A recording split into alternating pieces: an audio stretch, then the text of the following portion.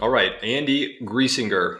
Good afternoon to you. I appreciate you taking the time to join us. I know you and I have got connected on social media, which seems to be more popular these days than in past years. And I love what you're doing on social media as well. That's how I landed on your page way back when.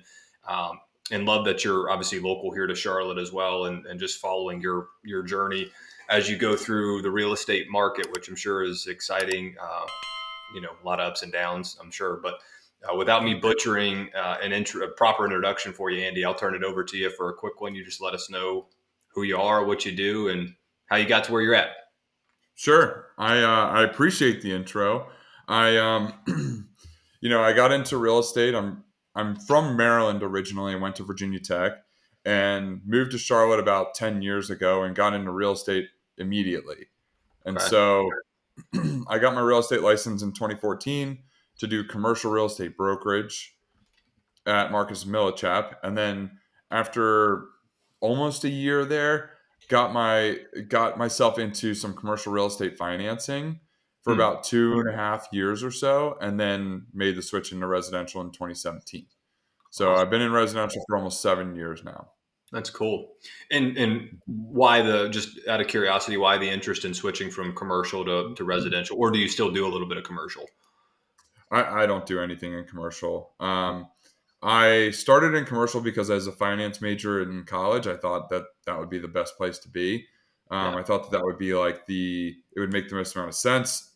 I liked, I liked the numbers behind it. I like talking to people, and I figured the commission checks were bigger, so why not? I'm with you. Great. Well, I appreciate the introduction. Can you kind of take us back to those early days, Andy, like 10 years ago, and kind of what piqued your interest in just real estate in general? And kind of what, if you fast forward to today with your experience, what kind of keeps you going in the industry, and why do you gravitate towards it so much? What excites you about it? It's different every day, and you just never know. And I'm a habitual people pleaser, so that makes being in real estate a lot of fun because that's our job, right?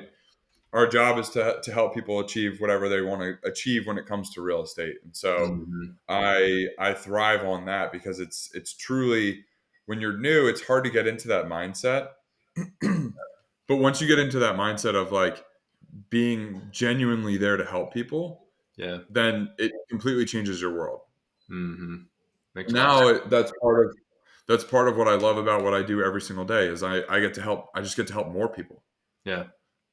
Yeah, I think I put out a post or a story or something the other day, and I don't know. I was out walking, and it just one was one of those like this makes a lot of sense kind of summarization of just a lot of thoughts that I've had over the years, and that's I think at people's core we want to be useful. You could talk about a lot Mhm. of things, but like we want to just like in my marriage, I want to be useful. I want to be needed. I need to be able to give my wife, something in her life that she was missing, and vice versa. In my business, in my professional world, like I think folks just want to be useful. So that resonates a lot with me, just around people pleasing and every day having a challenge to kind of achieve that. Um, Yeah. Kind of switching gears a little bit, can you give us just so obviously outside looking in, I have nothing to do with real estate, but I do follow headlines and trends and stuff. On a national scale, hearing what we hear about interest rates and housing markets and so on and so forth, can you kind of touch on how how Charlotte relates to that? In Is it like in line with what we hear on the national scale? Is it its own little pocket where it doesn't really apply to what's going on in the Charlotte housing market? Kind of what's your experience there been in the last 6 to 12 months? It's very hyper specific and hyper niche, right? Yeah. That's what I've noticed is we certainly are feeling the impact of it, especially now. Yeah. And when rates were in the mid to upper eights, we certainly felt it. But we weren't like one of the first markets to feel it. We might be, I would almost argue we were probably one of the last markets to really feel what's happening with interest rates. Whereas a Hmm. lot of agents, their business is down 50% this year because in June, July, August, when things started to go up again, it's like everyone stopped Yeah. doing anything. Right. So I would think that we're probably one of the last markets to get impacted by and affected by that. But I do think that also um, we are seeing it and it's very specific. So certain areas of town and certain price points, you still have multiple offers, whereas other parts of town, like houses are sitting for 30, 60, 90, 180 days Yeah. because, it's not that it's overpriced. It's just the buyer pool for that either is non-existent anymore or much, much smaller. Yeah. That makes a lot of sense. Um, I've heard that a number of times that Charlotte is a bit unique on the national scale, but I feel like you could probably say that about a lot of neighborhoods, at least, if not all city, certain cities around the country. So it makes a lot of sense. Like we have a lot of great stuff going in Charlotte, as I'm sure you know, and you probably talk about every day. On Well, and the there's still the thing that drives that, at least that I think, is we have so many people moving here every day. Yeah. And we're such a young city, and in the sense that like the city itself is pretty new, but Hmm. also the average age of the professional in Charlotte is much younger than a lot of other cities. And Right. so then also because of that, you have a lot of transplants. And then once one person moves here and then the parents come visit, they fall in love with the city, they move here, then the siblings come and visit, they fall in love with it and move here. So it happens all the time. Yeah. And so Makes that's sense. what I think that drives a lot of the sustainability that we have. What's been the biggest challenge in your 10 years of working with buyers or sellers just in general? Like, is it just the churn of like showing a bunch of homes? Is it headbutting with sellers on, oh, it's best to stage the home, and they're like adamant they don't want to do it? Like what's been kind of a common theme among all your transactions of like, man, this challenge always rears its head here. Agents getting in their own way. Yeah.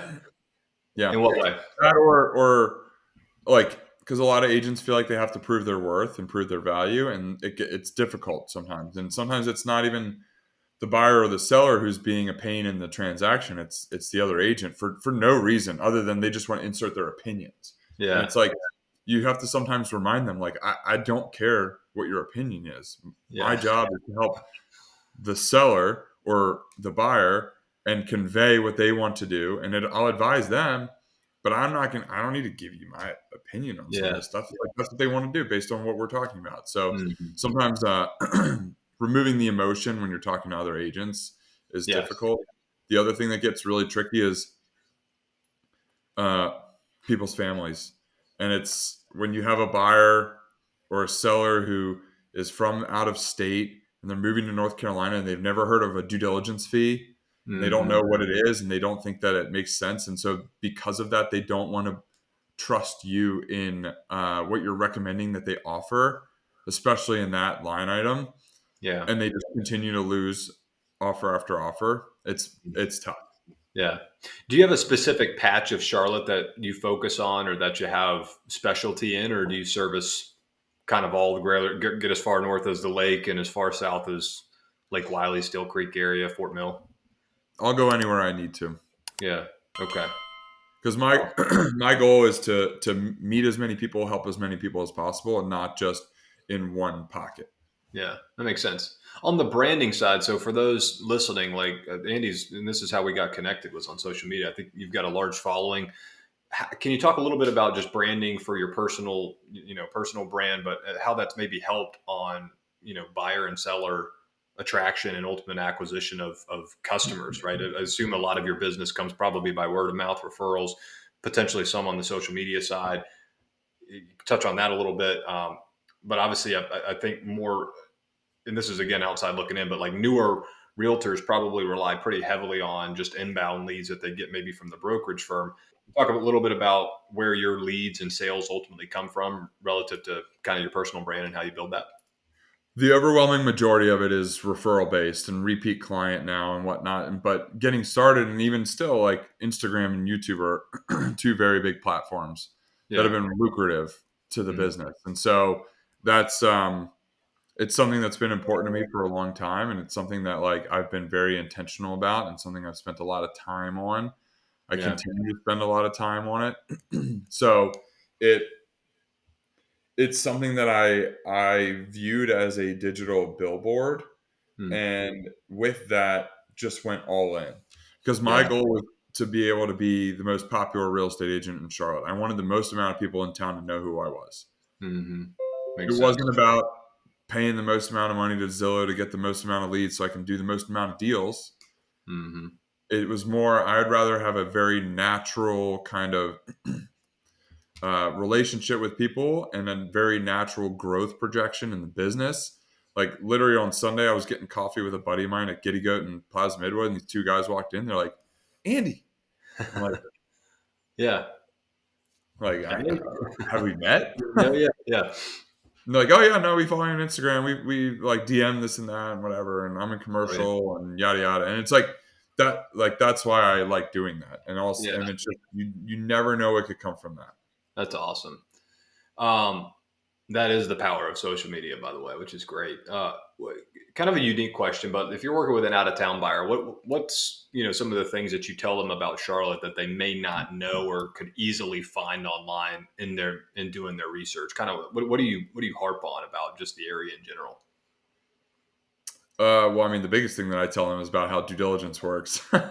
But Yeah, I always there's a couple things that I talk to people about, and it has nothing to do with like what to do here or whatever, because you can look that stuff up.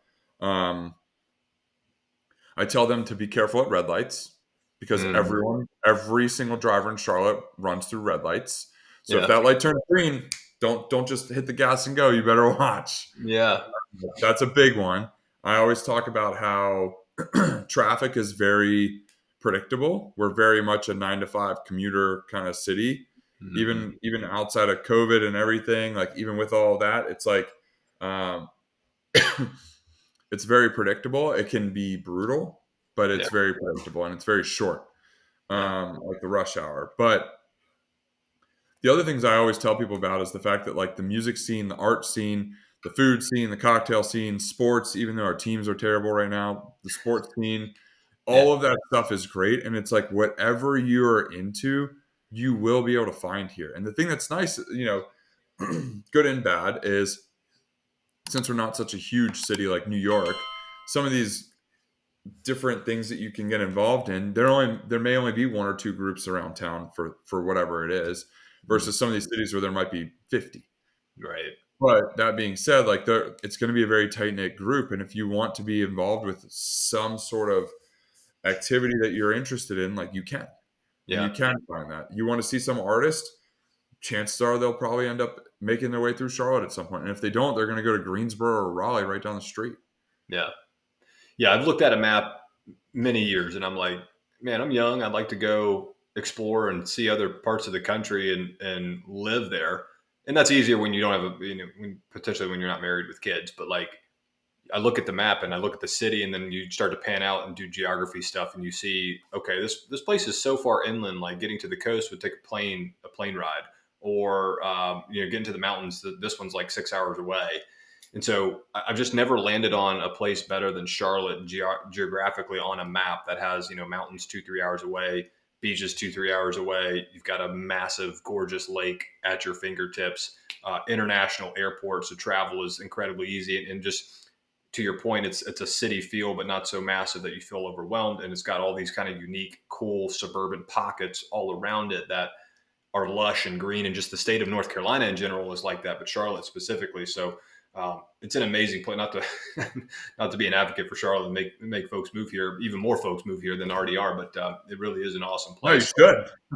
Yeah, absolutely. And if you guys need anything, reach out to Andy to help you get here. But in terms of your outlook on the real estate market, Andy, in the next year or two, where do you think Charlotte will be in particular? And that is a very broad question, and on purpose, like in terms of like home sales. I mean, I know you talked about specific neighborhoods. Obviously, prices could go up or down, but like, can you talk a little bit about just what your outlook is on the market? Like, hey, Mr. Customer, yeah, interest rates are near 8% today, but and this price seems like the home that you want. This price seems very expensive, but you buy it today. Like, you can't guarantee anything, but the likelihood of this continuing to increase in value for however long you hold it is very much likely. Anything like that in terms of just like the broad outlook on the real estate market for Charlotte that you have opinions on? I think so. There's a couple pieces to that. One is when people ask me for a good investment when it comes to like a primary home, I'll talk to them about schools and then their tolerance for risk, Mm, because the higher risk homes have a lower floor but a higher ceiling.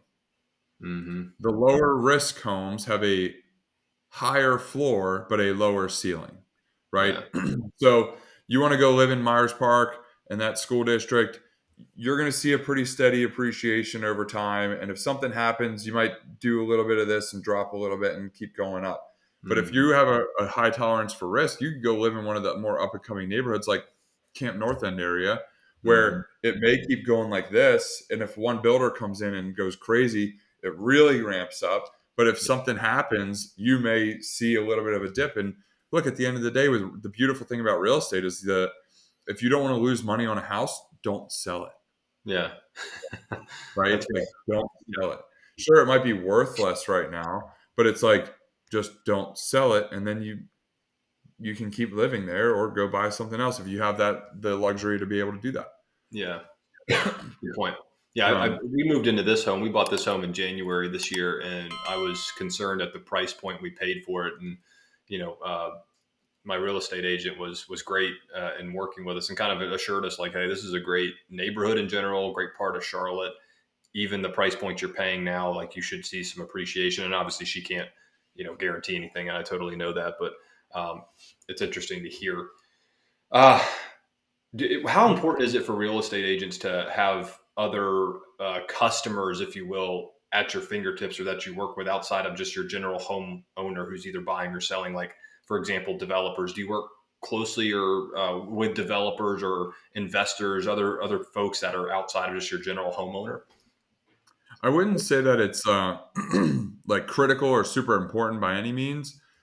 It's something that always intrigued me Yeah. because like when it's if you're asking the question in the sense of does it help buyers and sellers because an agent works with other types of clients, I think it can. Hmm. Does it always, or like are people losing out with an agent that doesn't work with developers or investors? Like, no, not at all.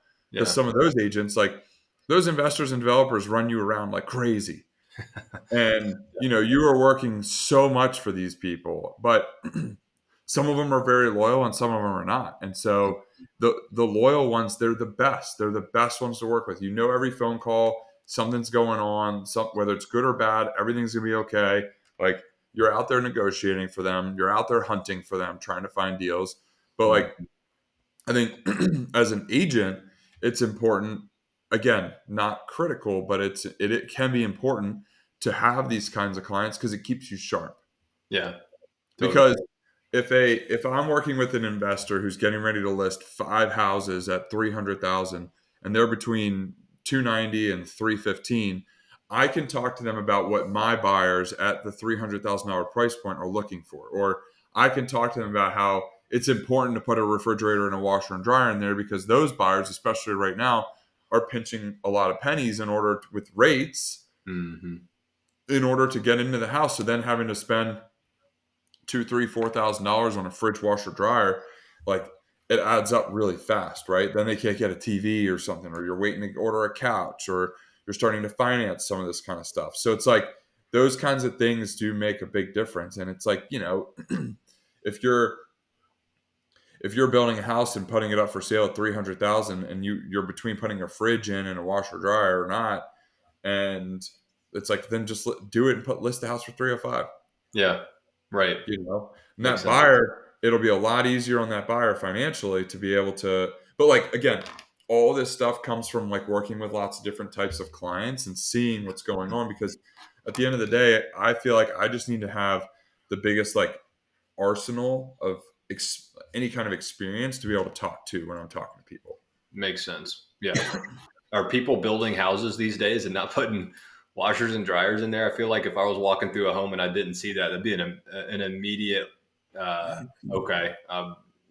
I like this home, but there's no washer and dryer. I mean, maybe it's just me and kind of my young generation of expecting it, and just, apartment living that always had a washer and dryer, but, Yeah, but for as many people as there are like you with that mindset, expecting to see it, there's just as many. And again, this comes from working with enough people. yeah. There's just enough people on the other side who literally don't want it because they don't want to use a washing machine that someone else had ever used. Wow. Okay. And that's very it's very real. Yeah. Where That people makes are like, sense. I want you to leave the fridge and I want you to take the washer and dryer. And the sellers are like, no, I'm not doing that. I'm going to leave it. Yeah. And then I'll have to tell the buyer who doesn't want it. I'm like, well, just throw it on Facebook Marketplace. Yeah. Totally. But there's just as many people who expect to see it as there are who would never want to see it. Makes sense. Makes sense. We'll kind of starting to wrap it up here, Andy, but like if you're talking to somebody younger, newer, I guess it doesn't be younger, but just newer to the real estate industry, or maybe is considering to get into it, as it relates to just your day to day and how you get paid, right? I mean, realtors are very much, goes like this probably month over month, depending on how many sales you make or don't make. And to me, you have to be kind of a certain type of person to be able to weather those ebbs and flows. Knowing that about the general real estate market and industry in general, what would you tell or advise to somebody looking to potentially get into it, just on a broad scale of your advice to others? It's all mindset. Yeah. It's all mindset. And the biggest thing that helped me with my mindset at the beginning is that the biggest thing was that my job is not to sell houses. It was to schedule appointments with people and help Hmm. them with their problems and their Yeah. needs, right? We are professional appointment schedulers. Yeah. And a lot of new agents skip steps, right? If if I bump into you at Sycamore and you're like, "Oh, hey, I'm Davis. What's your name? I'm Andy. Cool. What do you do?" Because that's how every Charlotte conversation goes. What do Yeah. you do? And immediately, and so it's like, "Oh, I'm a real estate agent," and you're like, "Oh, cool. We're like, my wife and I are thinking about buying a house, like, or we're thinking about buying an investment property. We just bought a house in January." And Yeah. then every new agent goes, "How can I sell them a house right now?" Hmm. That's immediately where their mind goes. Yeah. And they skip so many steps. And so that's where one of the biggest things I tell new agents all the time is like, don't skip steps. You meet someone like that at the brewery who brings that up. Instead of trying to pitch them, just say, Hmm. dude, I would love to talk about that. Like, it's Saturday. We're all drinking. My fiance's over there. Your wife's over here. Let me get your number. Are you free on Monday? Let me just give you a call. We can chat about it on Monday. Like, Yeah. done. Amazing. Amazing. And If go you from could, there.